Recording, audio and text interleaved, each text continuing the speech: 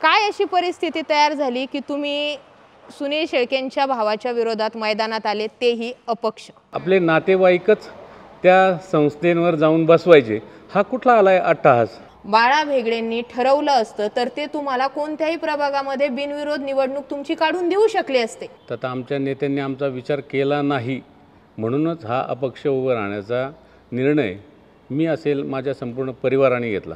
तुमचं जे दुःख आहे ते आम्ही समजू शकतो. मी जेवढी मावळातील माहिती काढली की तुम्ही पक्षासोबत एकनिष्ठ होते, तुम्ही त्यांचं काम केलं होतं आणि ती तुमच्यासाठीची निवडणूक कोणत्याही प्रभागातून बिनविरोध काढून देऊ शकत होते. तुम्ही आज अशा प्रभागामध्ये अपक्ष उमेदवारी करतायत की जिथे सत्ताधारी आमदारांचा सख्खा भाऊ उभा आहे. चंद्रकांत शेटे यांच्या समोरच हा काय आहे तो फॉर्म्युला ठरला होता. मग ते तरी ठरवून तुम्हाला यातून बाजूला काढू शकत होते ना. तिच्या फॉर्म्युल्यामध्ये त्यांना बाजूला ठेवलं गेलं. तर मावळातलं पक्ष नेतृत्व बदलावं लागेल किंवा तुम्हाला पक्ष बदलावा लागेल. पक्ष कोणाचा वैयक्तिक मालकीचा नाही. आम्ही कालही पक्षाचे होतो, आजही आहे आणि उद्याही राहू. जर सगळे नेतेच ठरवणार असतील तर मग कार्यकर्ते सतरंजाच उचलणार का? आज ना उद्या कार्यकर्ते ठरवतील ना. कारण सुनील शेळकेंनी सांगितलंय की मी माझा सख्खा भाऊ उभा केला कारण त्या प्रभागातील लोकांचे प्रश्न सोडवले जात नव्हते. म्हणजे ज्या 70% भागातले प्रश्न सोडवले गेले नाही तिथले नगरसेवक कोण होतं? 2016 ते 19 सुनील शेळके. नंतर 19 ते 21 कोण होतं? संगीताताई शेळके. तुमच्या स्वतःच्या पक्षाने वाऱ्यावर सोडले, पण आपल्या मागे एक नेता पाहिजे. आता तुमच्या मागं कोण नेमकं? माझे काका. लोकांनी तुम्हाला का निवडून दिलं पाहिजे यासाठी मला कोणतेही 5 कारण सांगा.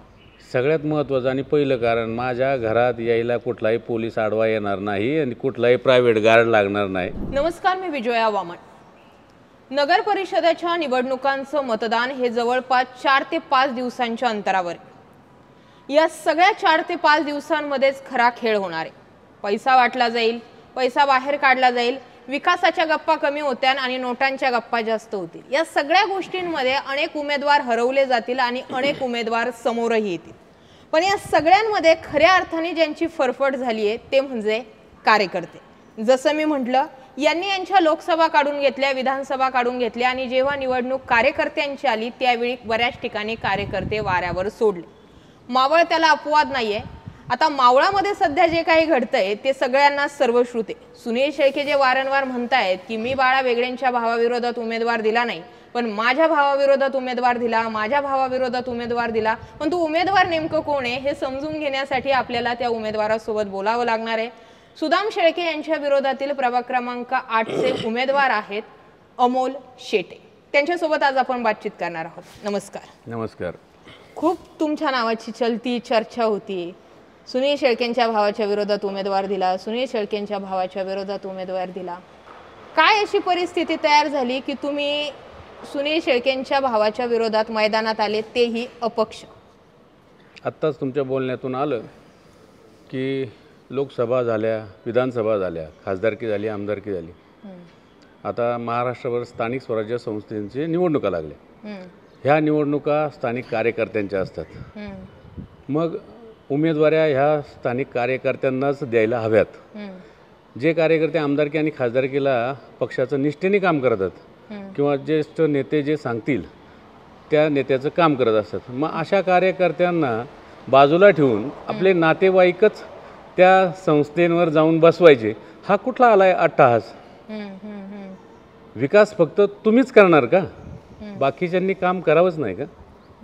स्थानिक स्वराज्य संस्था ह्या कार्यकर्त्यांच्याच आहेत ना. हे आत्ताच तुमच्या बोलण्यातनं आलं.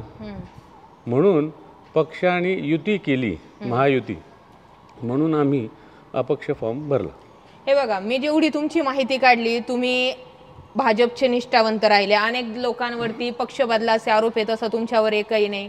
बरं, सुनील शेळकेंचे कट्टर विरोधक म्हणूनही तुमच्याकडेच बघितलं गेलं, त्यांच्या विरोधात रान पेटवलं. ज्यावेळी विधानसभेला इकडे बापू वेगळेंसोबत सगळे भाजपचे गेले, त्यांच्यासोबत तुम्हीही होते.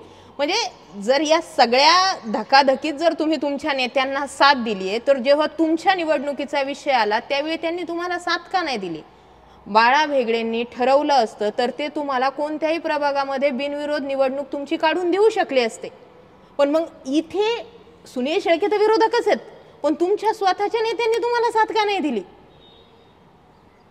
सर्वप्रथम पाहायला गेलं तर आता आमच्या नेत्यांनी आमचा विचार केला नाही, म्हणूनच हा अपक्ष उभं राहण्याचा निर्णय मी असेल माझ्या संपूर्ण परिवाराने घेतला. माझे काका 15 वर्ष नगरसेवक होते, त्यातले 10 वर्ष लोकनियुक्त होते, 5 वर्ष स्वीकृत होते. आणि सगळ्यात महत्त्वाची गोष्ट सांगायची म्हटलं तर मावळ तालुक्यातून फक्त 7 जणं 1975 साली आणीबाणी जाहीर केली इंदिरा गांधीजींनी, त्यावेळेस पंतप्रधान होत्या. त्यावेळेस 18 महिने नाशिकच्या जेलमध्ये माझे काका, त्यांनी त्यांचं 1.5 वर्ष आयुष्याचं त्या जेलमध्ये घातले. आणि तरीही मावळतील आमचे भाजपचे नेते यांनी आमचा विचार केला नाही. याचं खूप वाईट वाटतं. आम्हालाही असं छातीवर दगड ठेवून आम्ही ह्या इलेक्शनला अपक्ष उमेदवार म्हणून सामोरं जातोय. तुमचं जे दुःख आहे ते आम्ही समजू शकतो. मी जेवढी मावळातील माहिती काढली की तुम्ही पक्षासोबत एकनिष्ठ होते, तुम्ही त्यांचं काम केलं होतं आणि ती तुमच्यासाठीची निवडणूक कोणत्याही प्रभागातून बिनविरोध काढून देऊ शकत होते. तुम्ही आज अशा प्रभागामध्ये अपक्ष उमेदवारी करतायत की जिथे सत्ताधारी आमदारांचा सख्खा भाऊ उभा आहे. तुम्हालाही माहिती आहे की या ठिकाणची निवडणूक लढणं खूप कठीण आहे. मग अशा वेळेत तुम्ही लोकांसमोर कुठले मुद्दे घेऊन जाणार आहेत की जेणेकरून ही निवडणूक तुम्हाला सोपी होईल?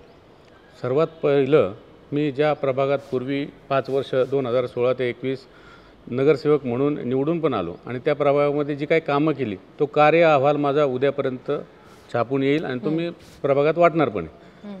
सर्वप्रथम नागरिकांच्या ज्या मूलभूत गरजा आहेत, रोड, लाईट, पाणी, गटर्स, पावसाळी गटर्स असतील, भुयारी गटर्स असतील, ह्या ज्या त्या 8 नंबर आता जो नव्याने झालेला आहे त्यामध्ये तेवढ्या प्रमाणात झालेली कामं नाही आहेत. कारण की 2016 नंतर 2019ला विधानसभा लागल्यानंतर विद्यमान आमदारांनी भारतीय जनता पार्टी सोडली, राष्ट्रवादीचं तिकीट घेतलं आणि राष्ट्रवादीमधून ते आमदार झाले. त्यानंतर तिथं निवडणूक लागली आणि त्या ठिकाणी दुसऱ्या संगीताताई शेळके ह्या नगरसेवक झाल्या.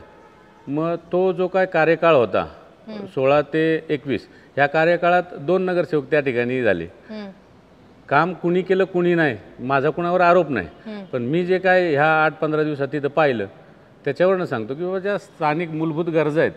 मी परवा दिवशीच खांडगे कॉलनीमध्ये गेलो, एक चिकणे म्हणून परिवार होता, त्यांनी सांगितलं की पाण्याला प्रेशरच नाही. मी तिथूनच अधिकाऱ्याला फोन लावला की बाबा जर काय ह्यांना पाणी येत नाही तर पाणी मुरतंय कुठं.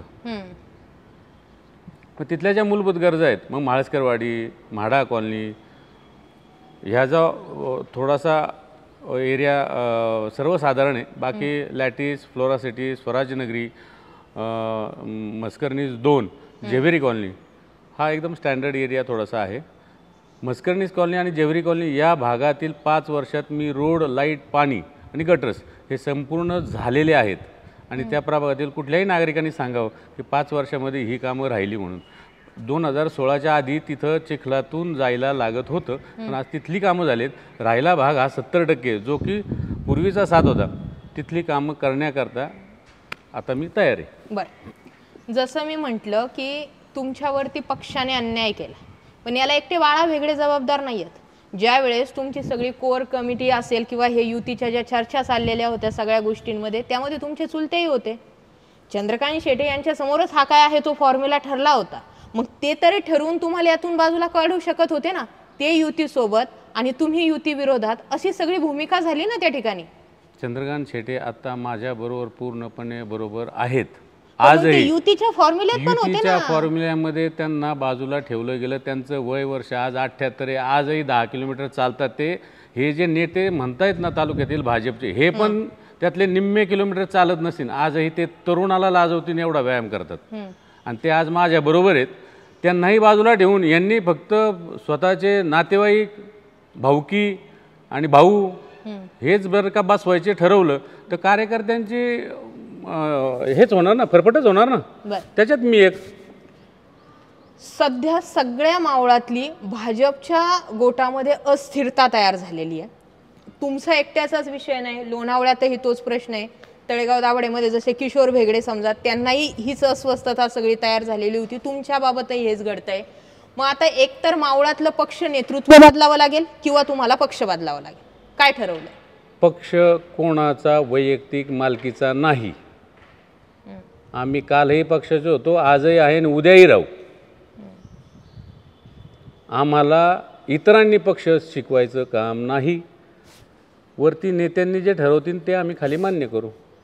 मागच्या विधानसभेला महाराष्ट्र राज्याच्या सर्व नेत्यांनी सांगितलं महायुती आहे, तरी पण आम्ही महायुतीचं काम न करता अपक्ष उमेदवाराचं काम केलं. का तर आम्ही मावळातील जे काय आमचे ज्येष्ठ नेते त्यांचं ऐकलं, पण ते जर का आमचा विचार करणार नसतील तर आम्हीही त्यांचा विचार करणार नाही. आम्ही विचार करू की बाबा वरचे जे सांगतात त्याचप्रमाणे आम्ही भूमिका पुढील घेऊ. असं वाटत नाही का सगळ्यांनी समजा पक्ष बदलले, या काळात जर तुम्ही समजा सुनील शेळकेंच्या पक्षात गेले असते तर तुम्हाला तिकडून उमेदवारी भेटली असती ना? माझे काका आता विषय उमेदवारी कशी आलाय ना? उमेदवारी मिळवण्याचा नाही, लोकशाहीच्या मार्गामध्ये तुम्ही अपक्षही उभे राहू शकता. उमेदवारी पक्षाचीच पाहिजे असा काय अट्टहास नाही आहे ना. तळेगाव शहरामध्ये या अगोदरही 2 वेळा अपक्ष उमेदवार निवडून आलेले आहेतच. म्हणून म्हटलं मी कालही पक्षात होतो, आजही भले अपक्ष उमेदवार असेल, उद्या भविष्यातही मी त्या पक्षात राहू शकतो ना. पक्ष कुणाच्या मालकीचा नाही ना, हा एक विचार आहे, पक्ष ही एक नेतृत्व संघटना आहे. बदलायचं का तिथलं? ते वरच्या ज्येष्ठ नेत्यांनी महाराष्ट्राचे आता ठरवा, जेव्हा आम्ही नाही ना ठरवू शकत. जेव्हा तुमच्या कार्यकर्ते ठरवू शकतील. ज्या वेळेस पक्षाची अशा प्रकारची पडझड होत असेल त्यावेळेस ठरवतील. कार्यकर्त्यांना नाही ना ते मुंबईमध्ये बैठकीला घेऊन जात. आज नाही नेत. 2 खासदार असलेली पार्टी आहे, आज 302 वर पण गेली ना. नव्हते गेले विधानसभा निवडणुकांना पण कार्यकर्त्यांना घेऊन गेले नाही. आता पण चर्चा सुरू आहेत, आता पण घेऊन गेले नाही. जर सगळे नेतेच ठरवणार असतील तर मग कार्यकर्ते सतरंजाच उचलणार का? आज ना उद्या कार्यकर्ते ठरवतील ना. बरं, 2 खासदाराची पार्टी 302 खासदार झालेच ना. ठीक आहे. चला, काहीतरी एक मोठं प्लॅनिंग व्हिजन तुमच्याकडे असू शकतं. आम्ही म्हणजे सिरियसली मान्य करतो, जितकी मी मावळातून माहिती घेतली तुमच्यावर अन्याय झाला. तुम्ही एक प्रामाणिक कार्यकर्ते तिथले होते, प्रामाणिकपणे तुम्ही काम केलेलं आहे. आता लोकांना जर तुम्हाला निवडून द्यायचं असेल तर लोकांना कुठले तरी ठोस मुद्दे तुम्हाला द्यावे लागणार आहेत. कारण सुनील शेळकेंनी सांगितलंय की मी माझा सख्खा भाऊ उभा केला कारण त्या प्रभागातील लोकांचे प्रश्न सोडवले जात नव्हते, त्यांना कोणी वाली नव्हता आणि त्यांना कोणीतरी वाली भेटावा म्हणून मी माझ्या घरातून उमेदवार दिला. आता तुम्ही म्हणताय तिथं प्रश्न सोडवलेत, ते म्हणताय तिथले प्रश्न सुटले नाहीयेत. उत्तर काय तुमच्याकडे? मी आत्ताच तुम्हाला सांगितलं 30% माझा जुना प्रभाग आहे, 70% हा माझा नवीन प्रभाग आहे, म्हणजे पूर्वीचा 7. जिथं नगरसेवक होते सुनील शेळके, नंतर संगीता शेळके. आता त्यांनीच सांगितलं की तिथले प्रश्न सोडवले गेले नाहीत, म्हणजे ज्या 70% भागातले प्रश्न सोडवले गेले नाही तिथले नगरसेवक कोण होतं? 2016 ते 19 सुनील शेळके, नंतर 19 ते 21 कोण होतं? संगीताताई शेळके. मग त्या भागातले प्रश्न कोणी सोडवले नाही? तर त्यांच्या जे काय लोकनियुक्त नगरसेवक होते त्यांनी. राहिला 30% भाग, ज्या भागाचा मी तुम्हाला विकास झालेला पण सांगितला, मस्करणी प्रभाग क्रमांक पूर्वीचा 8 आणि आत्ताचाही तो 8च आहे, ज्याच्यात तो 30% भाग आला. मस्करनीज कॉलनी 2, जेवेरी कॉलनी, मंत्रा सिटी, त्या भागातले रोड, लाईट, ओपन गटर, भुयारी गटर आणि पाणी योजनेची लाईन आणि LED लाईट, हे सगळी कामं झालेली आहेत. नसेल तर आपण केव्हाही येऊ शकता, इलेक्शन नंतर सुद्धा किंवा आधी, त्यावेळेस पाहू शकता. आणि उर्वरित 70% भागात काहीच काम झालेलं नाही असं ते म्हणतायत. बरं, मी जसं म्हटलं हे फॅक्ट आहे की शेवटच्या दिवशी, शेवटच्या रात्री प्रत्येक निवडणुकीत पैशांचा खेळ चालतो. इतिहास सांगतो पैशांपुढं भूतं नसतात. मतदार काय चीज आहे? आता तळेगाव शहरात फक्त एक माझ्या माहितीनुसार 5-6 प्रभागामध्येच निवडणूक लागली आहे. बाकीच्या ठिकाणी आता तुम्ही म्हणता त्यावर भूतं काय नाचायची नाही आणि तिथे काय पैशाचा खेळ होणार नाही. म्हणजे जे काय आम्ही अपक्षांनी फॉर्म भरलेत, ठेवलेत, माघारी घेतले नाही, त्या ठिकाणीच पैसे खर्च करावे लागतील. आणि नसते आम्ही फॉर्म ठेवले तर तिथेही पैसे गेले नसते. आता मतदार राजांनी सुज्ञ व्हावं की आपल्याला जे काय प्रलोभनं दाखवतील, साड्या वाटतील, ट्रिपला फिरायला नेतील, मग हे 5 वर्ष काम करतील का फक्त हे एवढंच देतील निवडणुकीपुरतं? नंतर यांच्या गेटच्या बाहेरच उभं राहावं लागेल. बरं, ठीक आहे. आणखी एक माझा मुद्दा राहील की तुम्ही ट्रिपचा वगैरे मुद्दा जो आहे तो छेडला. सध्या ते दोन्ही पार्टीचे सगळेच लोक करतात, अपक्ष करतात, भाजपवाले करतात, राष्ट्रवादीवाले करतात. प्रश्न असा तयार होतो की तुमच्या इकडे वेगवेगळे मावळात प्रश्न आहेत. म्हणजे आता ठीक आहे, हा तुमच्या प्रभागाबाहेरचा विषय मी घेते, पण वेगवेगळे तुमच्या अख्ख्या मावळात प्रश्न आहेत. सुनील शेळके 2019 नंतर आले, बरोबर, आमदार म्हणून. आधी तिथे फक्त भाजपाच होते. मग आता तिथल्या ट्रॅफिकचा प्रश्न कधी सुटणार आहे? तिथल्या इंद्रायणीचा प्रश्न कधी सुटणार आहे? तिथल्या बेरोजगारीचा मुद्दा जो आहे तो कधी सुटणार आहे? पर्यटनाचा विषय कधी सुटणार, असे बरेच मुद्दे आहेत तुमच्या इकडे. त्या मुद्द्यांवरती तुमच्या पक्षश्रेष्ठींची भूमिका काय राहिली, कार्यकर्त्यांच्या भावना काय राहिल्या? सर्वप्रथम पुणे मुंबईला जोडणारा जो काय एक्सप्रेस हायवे असेल, पुणे मुंबई रोड असेल NH4, हा आमच्या मावळमधूनच जातो. ट्रॅफिकचा मुद्दा जरूर आहे, पण तो तळेगाव चाकण ह्या ज्या काय मोठ्या इंडस्ट्रियल एरिया आहे त्यामुळं वाढलेला आहे. आता गेले 20 वर्ष झाले. 2000 साली तळेगावला MIDC आली. पहिली फ्लोरिकल्चर पार्क झालं, नंतर इंडस्ट्रियल झालं आणि त्याच्या अगोदर चाकणचं झालं. तेव्हापासून आम्ही स्वतः ऐकतोय की तो तळेगाव चाकणचा रोड होतोय. 600 कोटी आले, 800 आले, 1800 आले, पण आजपर्यंत काय रोडही मोठा झाला नाही आणि मोठा फ्लायओव्हर होणार होता तोही काही झाला नाही. आत्ताच नव्याने रिंग रोडचं PMRDने रिंग रोडचं काम चालू पण झालं आहे. तो रोड झाल्यानंतर पाहूयात की बाबा जे काय ट्रॅफिक येणार आहे त्या रिंग रोडनी बाहेरच्या बाहेर जाईल, सिटीमध्ये त्याचा त्रास होणार नाही. मग ते MIDCचा असो किंवा फिरायला जाणाऱ्यांचा असो. बरं, लोकांनी तुम्हाला का निवडून दिलं पाहिजे यासाठी मला कोणतेही 5 कारणं सांगा. सगळ्यात महत्त्वाचं आणि पहिलं कारण, माझ्या घरात यायला कुठलाही पोलीस आडवा येणार नाही आणि कुठलाही प्रायव्हेट गार्ड लागणार नाही. माझं गेट ओपन असणार आहे, कुणी माझ्यापर्यंत येऊ शकतो आणि मी कुणाच्याही घरात जाऊ शकतो. आणि नसेल तर हे प्रामुख्याने सांगावं कुठल्याही मतदारांनी की तुम्हाला जो समोरचा उमेदवार आहे त्याच्यापर्यंत जाण्याकरता पोलीस तरी थांबवणार नाही, तर प्रायव्हेट गार्ड थांबवणार नाही, तर त्यांच्या ऑफिस किंवा घराच्या बाहेर खरंच उभं राहायला लागेल. कारण माझंही ऑफिस तिथं जवळच आहे, मी माझ्या डोळ्यांनी पाहिलेलं आहे. खूप जण तिथं बाहेर रोडवरती उभे राहिलेले असतात. ते बाबा मोबाईल शॉपिंग म्हणून पण आहे तिथं. काही जण तोंड लपवण्यासाठी तिथं जाऊन थांबतात की कधी येत आहेत नेते मंडळी, मग आपण त्यांना भेटायला जाऊयात म्हणून. हे सगळ्यात महत्त्वाचं कारण की लोकप्रतिनिधी असा असावा ज्याच्याजवळ ज्याला फोन केल्यावर तो आपल्यापाशी केव्हाही येऊ शकतो आणि आपण त्याच्यापाशी केव्हाही जाऊ शकतो. कारण की ह्या स्थानिक स्वराज्य संस्थेच्या निवडणुका आहेत, ह्याच्यात प्रत्येकाच्या ह्या मूलभूत गरजांच्याच अडचणी असतात. आमच्याकडे पाणी नाही आलं, आमच्याकडे गटर साफ नाही झालं, आमच्याकडे रोड खराब आहेत, आमच्या इथं LED लाईट लागत नाही आहे, दिवे लागत नाही आहेत, आमच्या घरात लाईट गेलेली आहे. ह्याच अडचणींकरता नगरपालिकेच्या नगरसेवकाला फोन करतात.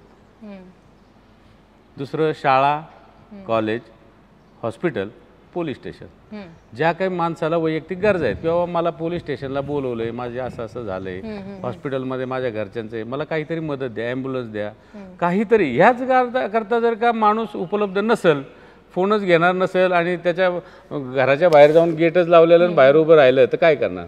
लोकप्रतिनिधी भेटणारच नाही हो तुम्हाला. मुद्दा तोच आहे.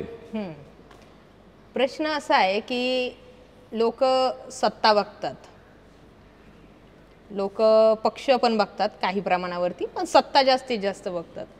सुनील शेळकेने लाखांच्या आसपासचं लीड घेऊन ते निवडून आले. ते सांगतात की मी विकास केलाय, माझ्या लाडक्या बहिणींना जपलोय, मी बघितलंय त्यांना. आता तुम्हाला तुमच्या स्वतःच्या पक्षाने वाऱ्यावर सोडले, पण आपल्या मागे एक नेता पाहिजे. आता तुमच्या मागं कोण नेमकं? माझे काका.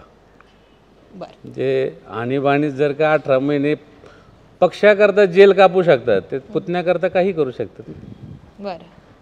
बरोबर ना? मग नेता म्हणून माझे काकाच आहेत मला, चंद्रकांत दामोदर शेटे.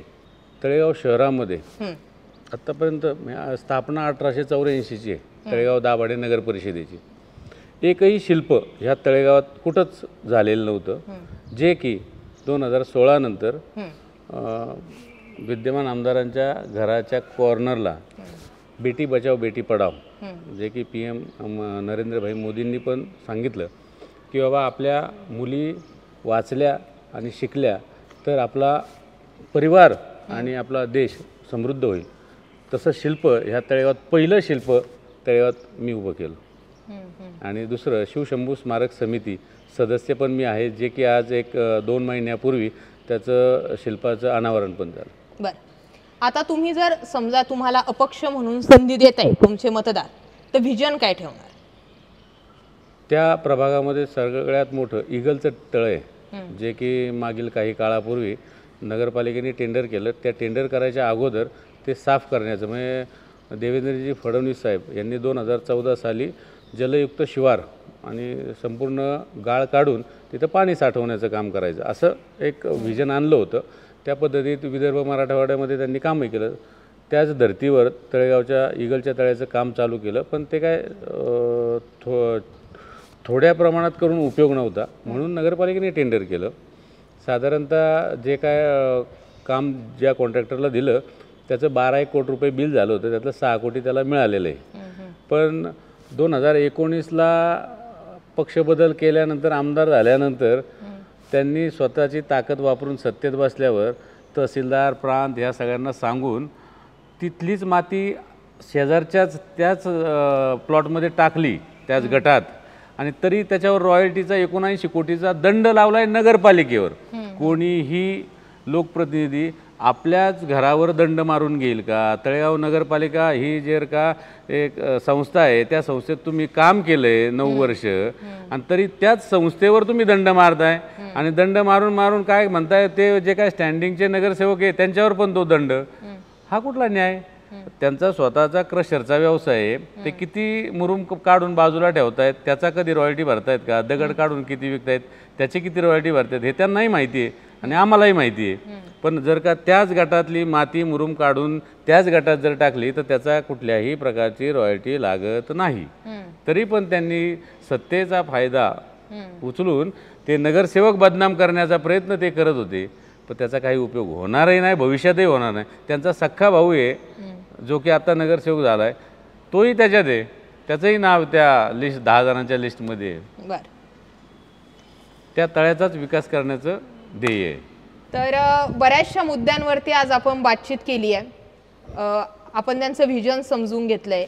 त्यांच्या विरोधामध्ये असलेली व्यक्ती ही नॉर्मल नाही, या अँगलने मी म्हणते, कारण आमदारांचा सख्खा भाऊ आहे आणि त्यातल्या त्यात इकडून अमोल शेटे हे अपक्ष आलेत.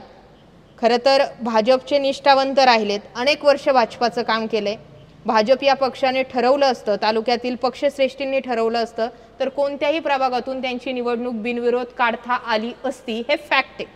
पण तरीही नेमकं अमोल शेटेंना वाऱ्यावर का सोडलं गेलं आणि भविष्यात नेत्यांसाठी काम करायचं की नाही याबाबत हे कार्यकर्ते विचार करतील अशी अवस्था सध्या मावळात दोन्ही बाजूंनी, सुनील शेळकेंच्याही बाजूने आणि बाळा भेगडेंच्याही बाजूने. त्यामुळे या दोन्ही गोष्टींमध्ये आता अपक्ष त्यांचा झेंडा जर फडकवत असतील तर एक नवीन इतिहास जो आहे तो मावळामध्ये पायंडा घालेल आणि हाच इतिहास भविष्यामध्ये अनेक पक्षांना हादरा देणारा ठरवू शकतो.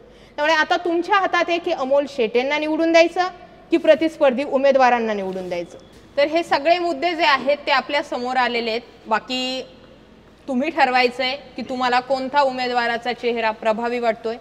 तुम्ही तुमचं मत मांडलं. तुम्हाला या निवडणुकीसाठी आमच्याकडून शुभेच्छा. पक्षानं जो तुमच्यावरती अन्याय केलेला आहे लवकरच त्यावरतीही काहीतरी निर्णय व्हावा, याही आम्ही तुम्हाला शुभेच्छा देतो. वेळ दिला त्याबद्दल धन्यवाद. धन्यवाद.